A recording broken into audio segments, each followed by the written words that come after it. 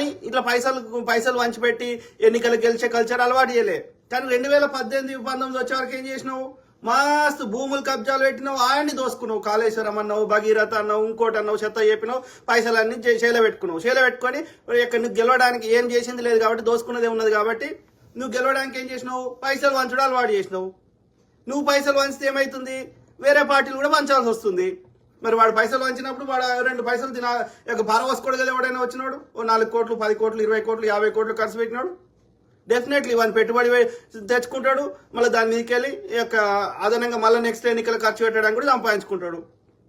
కాబట్టి రాజకీయాల్లో పైసలు ఇచ్చి పైసలున్నోళ్ళే పోటీ చేసే స్థాయికి రాజకీయాలని భ్రష్టు పట్టించిన గాడిది కొడుకోడు కేసీఆర్ కాదా?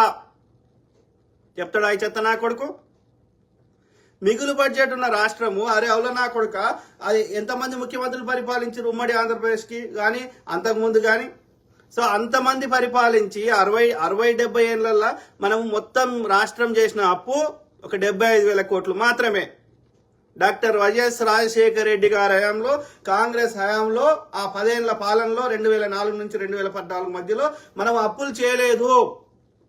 మిగులు బడ్జెట్ ఉండే. మిగులు బడ్జెట్తో పాటు సంక్షేమము అభివృద్ధి సమపాలలో చేసినాం. సో అంటే 70 ఏళ్లలో కాంగ్రెస్ చేసిన అప్పు 70,000 కోట్లు రాష్ట్ర ప్రభుత్వం అయితే, ఒక్క కేసీఆర్ అనే లుచ్చనా కొడుకు చేసిన అప్పు 7 లక్షల కోట్లు. ఏం కట్టినవరా చెప్పురా? అరే కేసీఆర్ లుచ్చనా కొడుక, నువ్వు మొగోడు అయితే ఓకే, నీకు చీమునెత్తురు ఉంటే తాగోరుడు కాదు లవంగం వేసుకొని ఈ 7 లక్షల కోట్లకు లెక్క చెప్పురా. నీ ఓడు హరీష్ రావు గాడు, ఈ కేటీ రావు గాడు, ఈ కవితారావు గాడు, లేకపోతే ఆడోడు సంతోష్ రావు గాడు, ఈ కేసీ రావు గాడు, మీకు మీరు గవర్నమెంట్ ఫామ్ చేయకముందు తెలంగాణ ఉద్యమంలో ఉన్నప్పుడు మీ ఆస్తులు ఎంతుండే, ఇవాళ ఎంతుండే లెక్క పెట్టండి. ఎన్ని వేల ఎకరాల భూములు ఉన్నాయి, మీ ఎల్మోళ్ళకి ఎన్ని లక్షల ఎకరాల భూములు వచ్చినాయి. హైదరాబాద్ రంగారెడ్డి పరిసర ప్రాంతాల్లో ఒక్క భూమి జాగా వదిలిరారా?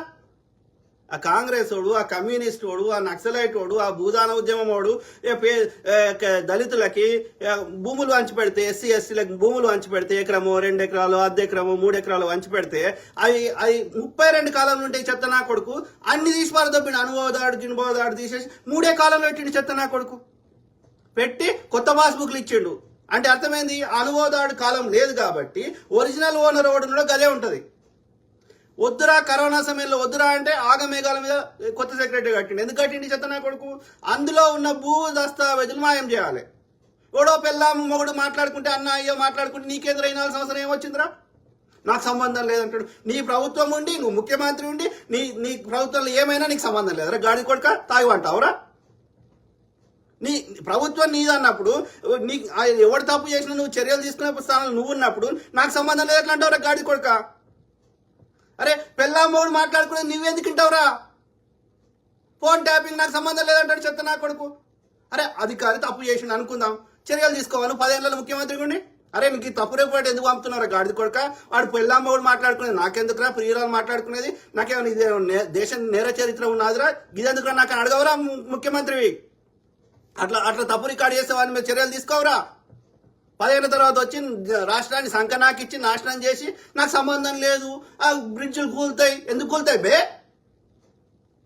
కనీసం కాంగ్రెస్ కట్టిన వాటిని ఉన్న పూడిక తీయలేదు గాడి కొడుకు. నాగార్జున సాగర్ 410 టీఎంసీలు ఇప్పుడు ఎంత ఉన్నది? దాని అంత సిల్ట్ నుండి జలయజ్ఞం కింద 90 ప్రాజెక్టులు సిల్ట్ తీసేటి చిన్న పెద్ద అని కలిపి ఏం చేసినవరా నువ్వు? అప్పుడు కాంగ్రెస్ వాడు పెడితే అసెంబ్లీలో పవర్ పాయింట్ ప్రెజెంటేషన్ పెట్టి అన్ని పైప్ లైన్లు అన్ని వేసినాక అవన్నీ మట్టిలో కలిపిండి పాడుకో కలిపి మళ్ళా 3 రెట్లు 5 రెట్లు పెంచిండు. ఎవరైనా మాట్లాడినిచ్చినావురా? ఎన్ని అక్రమ అరెస్టులు రా? ఎంతమంది ఆర్థిక మూలాల మీద దెబ్బ కొట్టినవరా? ధర్నా చౌక్ ఎత్తేసిండు. నక్సలైట్ మావోయిస్ట్ అజెండా అనే మా అజెండా అన్నాడు ఈ చెత్త నా కొడుకు. చివరికి 14 సంస్థలు బ్యాన్ చేసిండు. విమలక్కది, అరుణోదయ, ఇవన్నీ. నువ్వు ఎవరైనా మాట్లాడినిచ్చినావు? రైతులకు బేడీలు వేసినావు, ప్రజాస్వామ్యాన్ని కూనీ చేసినావు. కాంగ్రెస్ హయాంలో అట్లుండేనారా? నొప్పి అయితే చెప్పనిచ్చిర్రు. ఎవడన్నా ఏదైనా 10 డిమాండ్లు పట్టుకొని వస్తే 4 డిమాండ్లు దాని కమిటీ చేసి మేధావులతో చర్చించి ఆ ఉద్యోగ సంఘాలు ఇంకో సంఘాలతో చర్చించి 10 డిమాండ్లు ఉంటే అందులో న్యాయమైనవి ఉంటే మనకు బడ్జెట్ అనుకూలిస్తే ఒక 4 నెరవేర్చినాం. ఉట్టి చేతులతో పంపలే. నువ్వేం చేసినావురా నా కొడుక? ఆర్టీసీ కార్మికులు వస్తే ఏం చేసినావు? లాస్ట్కి బువ్వ పెట్టి మీ ఉద్యోగం ఉంటే చాలని చెప్పి 2-3 కార్మికులు చచ్చిపోయారు అలా. నువ్వు చెయ్యవు, చేసిన వాడి మీద వాడు నువ్వు